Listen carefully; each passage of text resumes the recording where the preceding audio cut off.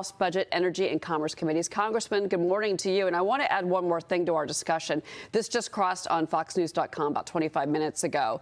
And this is the title of the story. Longtime Biden friends say president did not remember their names in a social setting, a new report. One White House reception guest told New York Magazine Biden may not really be the acting president. And they're citing pieces in a brand new article from New York Magazine. Your reaction here?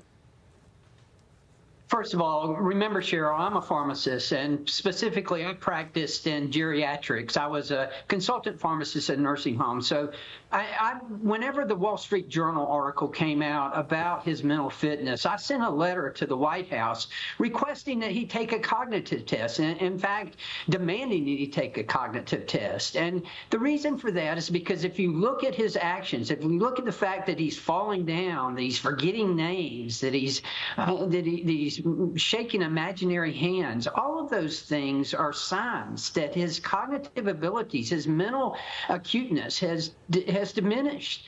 And we cannot have that as president of the United States. Look, Joe Biden has had a great career. He has served America well.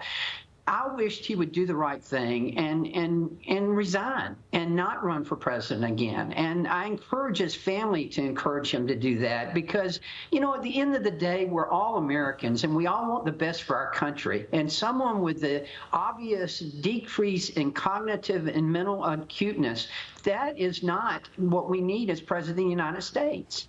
So, Congressman, let me ask you this. We've got multiple reports that there are 25 Democratic congresspeople that are working on letters. And the reports say that there's two versions of the letters that are out there right now. This would be a letter that would go to President Biden asking him to step down. One is more congratulatory, thank you for your service, you know, we love you, but it's time to step down. The other is a little more a hardline approach, a stronger approach. What do you think of these reports, and have you heard anything from your colleagues? I have. You know, look, selfishly, as a Republican, I kind of hope he stays in because I believe that President Trump will trounce him in a general election.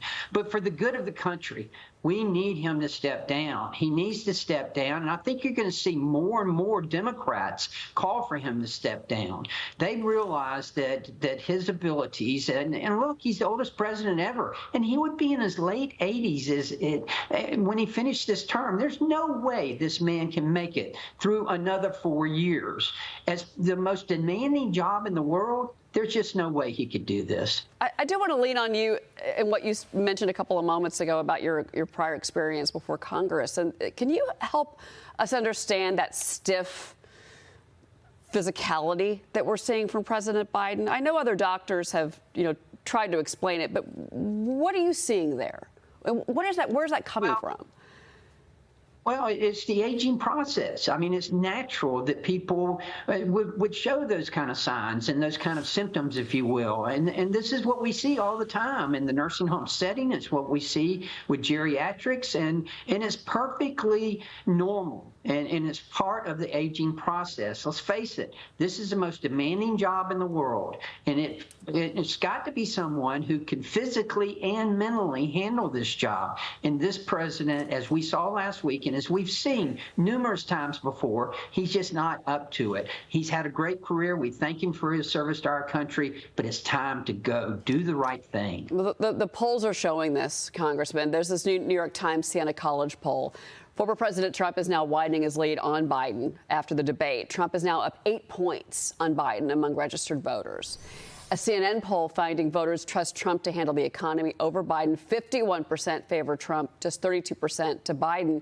But still, the president is touting this pressure campaign to get grocery stores to lower prices. He says he's going to partner with 31 attorneys general to take on price gouging, claiming he successfully lobbied Target, Walmart, Aldi to all lower prices. So the president's messaging on policy is, I'm still fighting for you.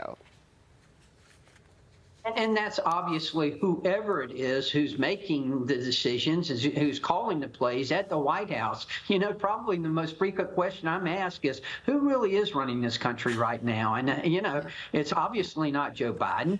But, you know, this is a result of of the policies of this administration that we're seeing this increase in prices.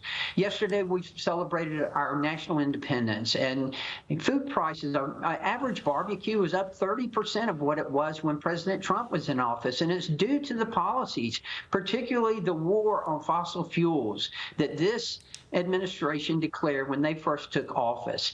We have a solution to that, and that's H.R. 1, and that's what lowering energy costs will lower grocery prices, because then you'll have lower fertilizer prices, you'll have lower transportation costs. All of that will lead to lower grocery prices. Okay. Well, before you go, you just teamed up with Paris Hilton to support the bipartisan Stop Institutional Child Abuse Act.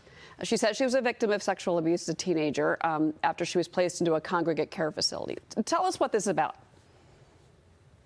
First of all, I applaud Paris, and I believe her. She is sincere. She is a courageous survivor.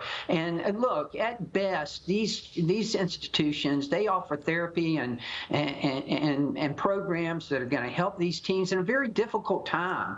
But at its worst, then they offer other things: sexual, mental abuse, seclusion, the use of restraints, and fight clubs. We are hearing this. That's why there has to be accountability and transparency, so that parents can make the right decisions as to whether they want to put their child in one of these facilities or not. There are a lot of good facilities out there, but as Paris has pointed out, there are a lot of bad ones also.